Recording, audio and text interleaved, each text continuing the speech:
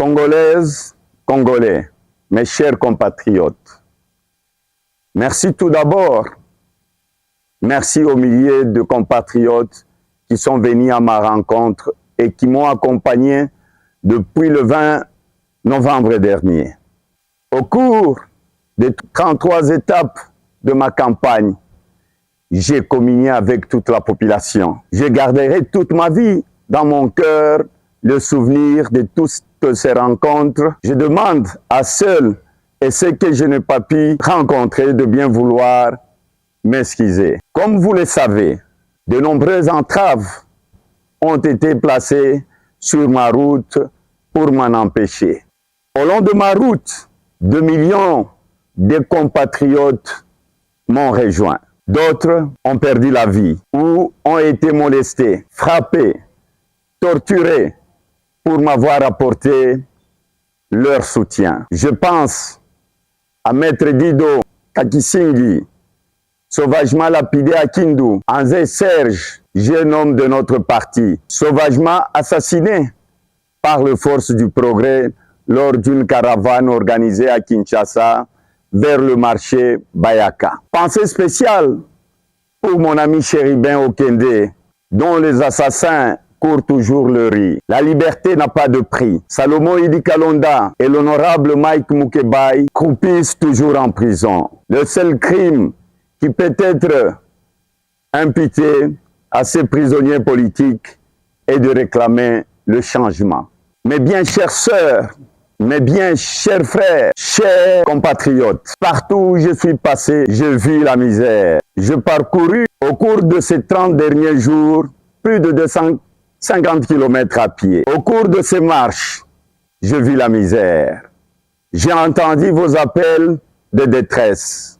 Sans eau, sans électricité, sans espoir de trouver un emploi, livré à lui-même, le Congolais est réduit à une vie de précarité et de sacrifice ultime. Pas de maternité, pas de dispensaires, pas d'hôpitaux.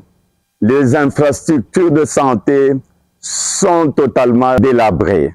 Les conditions dans lesquelles le personnel médical et paramédical travaillent sont scandaleuses. Soigner est une vocation. Au Congo, c'est devenu un sacerdoce. Tant il faut du courage, de l'abnégation et le sens du renoncement pour se mettre au service de malades.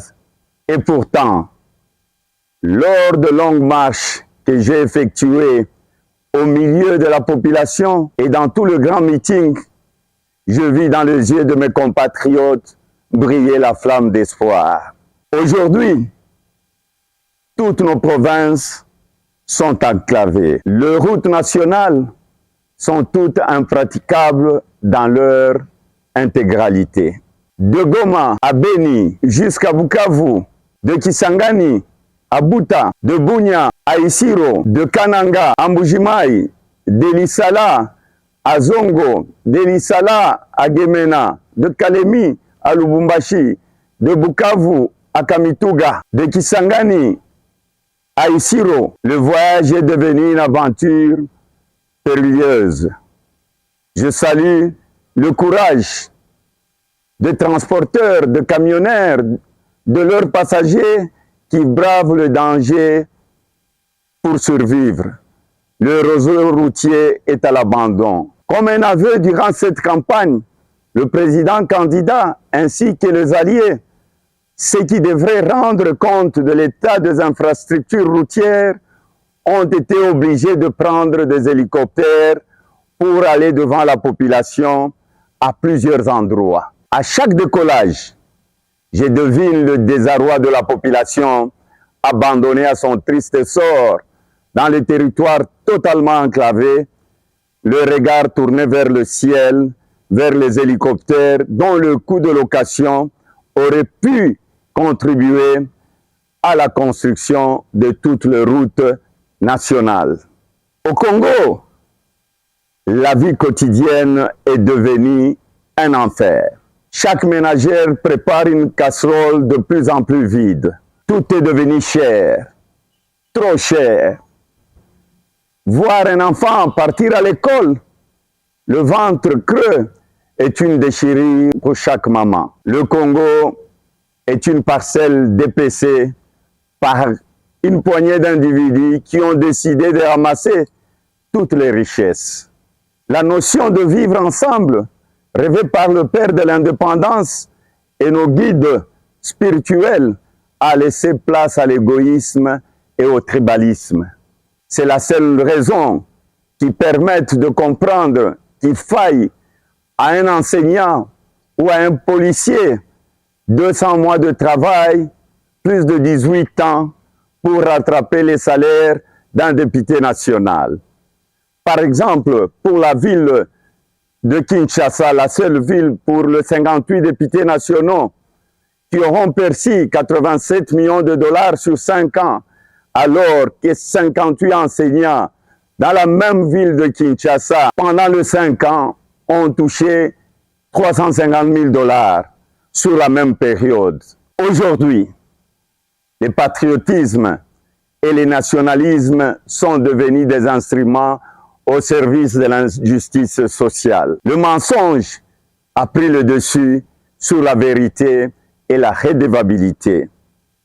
Un Congolais qui dit ne pas être étranger, peut-il abandonner ses frères, mourir de faim, se faire tuer par des milices, festoyer et voir le dollar grimper sans réagir? Aujourd'hui, la dépréciation de la monnaie continue et tue aussi sûrement qu'une arme de guerre. Toutes les guerres ont été perdues. La guerre de l'Est a contraint 2 millions de nos compatriotes à mourir sans aucun soin, sans aucune aide, sans eau dans le camp de réfugiés. Les veuves et les orphelins abandonnés à leur triste sort. La guerre économique voit plus de 27 millions de Congolais le ventre vide. Le déroute militaire et les défaites économiques ont touché notre dignité et notre fierté. Mes chers compatriotes, durant la campagne électorale, pendant un mois, je ne me suis pas ménagé, je ne me suis jamais reposé. J'ai tout donné, je fais le maximum. Avec l'aide de Dieu, le Tout-Puissant, avec le soutien de mes alliés, Augustin Matata Pogno, Deli Sesanga, Franck Diongo, Seth Kikouni, Jean-Claude Vouemba et tant d'autres. Avec l'aide de toute la population, ainsi que toute mon équipe qui s'est mobilisée nuit et jour et que je remercie de tout cœur. Désormais, la balle est dans votre camp. C'est à vous de jouer.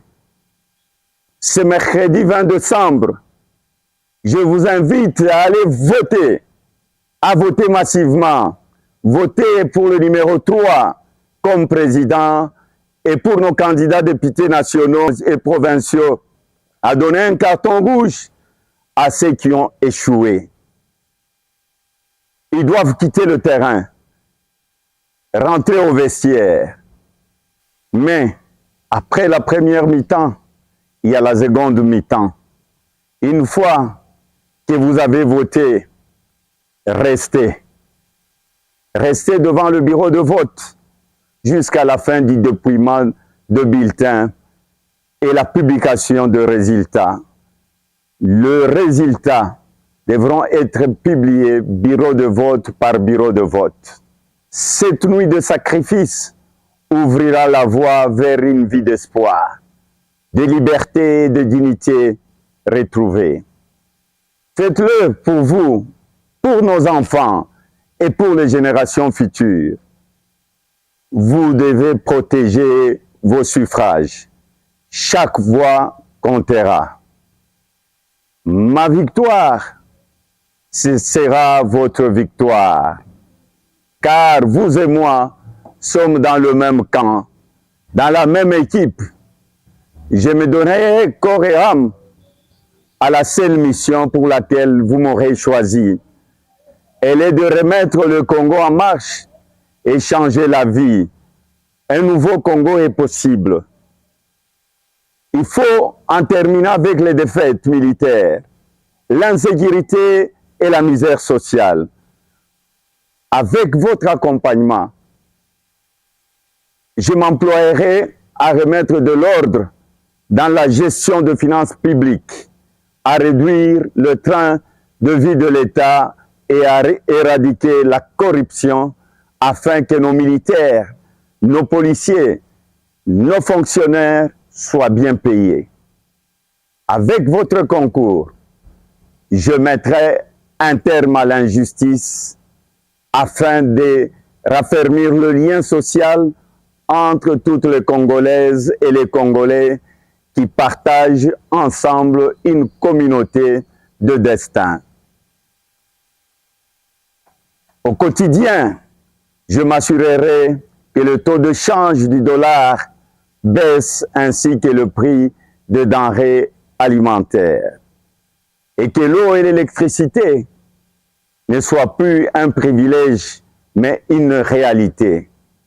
Enfin, je veux que chaque Congolais puisse trouver un travail décent en assurant une meilleure formation de jeunes et une retraite digne aux personnes âgées. Ces rêves d'un nouveau Congo, je les partagé avec vous tout au long de ma campagne. Avec mes compagnons de route qui m'ont rejoint et avec vous, tous ensemble, nous allons le réaliser. Je suis un enfant de Dieu. Comme je l'avais dit au début de la campagne, nous ne sommes pas des ennemis, comme M. Félix l'a dit en Bujimaï, mais plutôt nous sommes des adversaires politiques. Que vive la République démocratique du Congo, une et prospère. Merci.